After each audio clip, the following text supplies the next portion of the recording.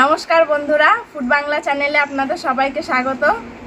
আজকে আমি আপনাদের সামনে আবার একটি নতুন রেসিপি নিয়ে চলে এসেছি। তো আজকে আমি বানাবো পুঁটি মাছ দিয়ে পুঁটি মাছের রসা বা ঝালদা। তো তার জন্য দেখুন পুঁটি মাছ কেটে ধুয়ে ভালোভাবে পরিষ্কার করে নিয়ে এসেছি। এই যে, তো ভিডিওটি প্রথম থেকে শেষ পর্যন্ত দেখার আপনাদের কাছে অনুরোধ রইল। তো চলুন ভিডিওটি এখান থেকে শুরু করি। এই যে মশলাটা আমি বেটে নেব, তার জন্য এই যে কিছু 5-6টা শুকনো লঙ্কা নিয়েছি, এখানে নিয়েছি ধনে, এখানে জিরে, আর এখানে আছে সামান্য একটু আদা আর কয়েকটা রসুন। আমি মশলাগুলো সব একসঙ্গে বেটে নিচ্ছি।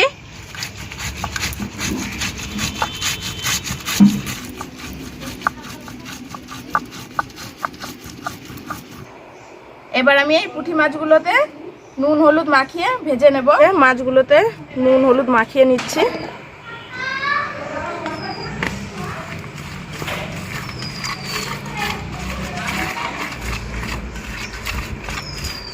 নুন হলুদ মাখিয়ে নিয়েছি, কড়াই চাপিয়ে দিয়েছি, কড়াই গরম হয়ে গেছে। এবার তেল দিয়ে দিচ্ছি মাছগুলো ভেজে নেওয়ার জন্য। এই যে মাছগুলো আমি একে একে সব ভেজে নেব।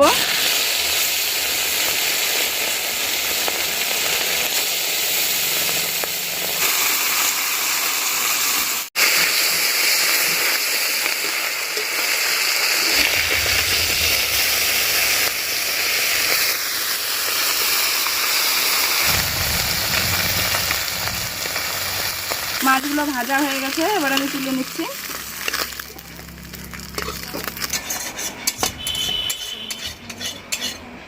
মাছ ভাজা হয়ে গেছে, এবার আমি তেল দিয়ে দেব। তেল গরম হয়ে গেছে, এবার আমি শুকনো লঙ্কা আর জিরে ফোড়ন দিয়ে দেবো। এবার দিয়ে দেবো কুচিয়ে রাখা পেঁয়াজটা।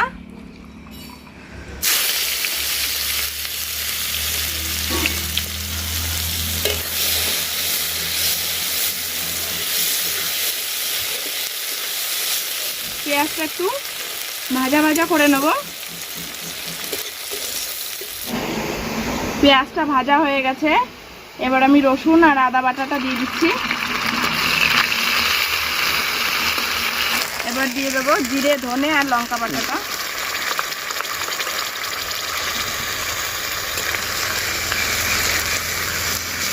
বাটিটা ধুয়ে সামান্য একটু জল দিয়ে দিচ্ছি।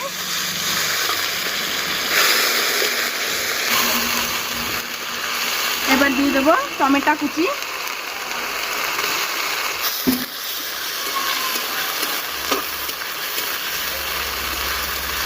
এবার দিয়ে দেবো লবণ।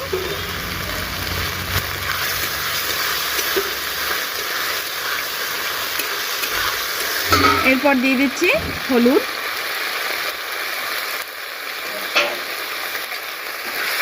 মশলাটাকে ভালোভাবে আমি কষিয়ে নেব।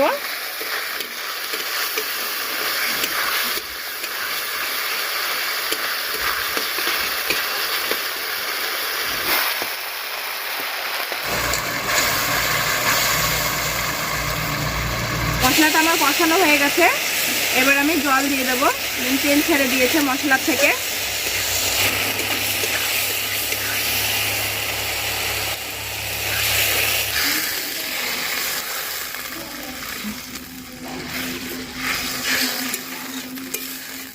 এবার আমি সর্ষেটা বেটে নিচ্ছি।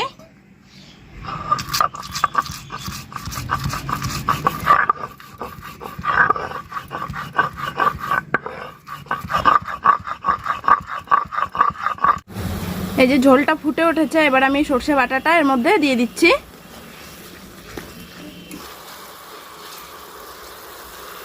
এবার আমি মাছগুলো এর মধ্যে দিয়ে দেব।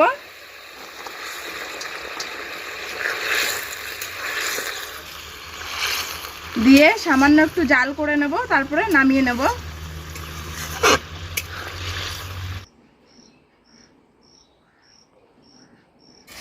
এই যে মাছটা আমার হয়ে গেছে, এবার আমি নামিয়ে নেব।